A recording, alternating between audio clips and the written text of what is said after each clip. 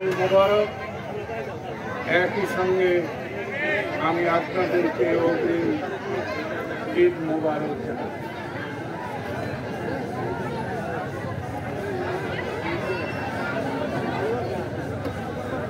ইমাম সাহেব তার দোয়ায় ফিলিস্তিনের আজকে যে তাণ্ডব চলছে সে কথা আপনাদের বলছে। আজকের ইফতার মাহফিলে মেন্ডা ধরেন মেন্ডা ফিলিস্তিনিবাসীদের যন্ত্রণা এবং মর্মযাতনার সঙ্গে নিজেদের এই ইফতার মাহফিলে একাত্মতা করতে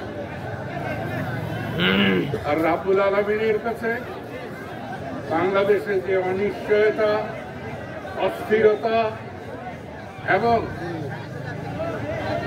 দুর্যোগ চলছে তার হাত থেকে রক্ষা করার জন্য আমি সর্বান্তঃকরণে প্রার্থনা করছি।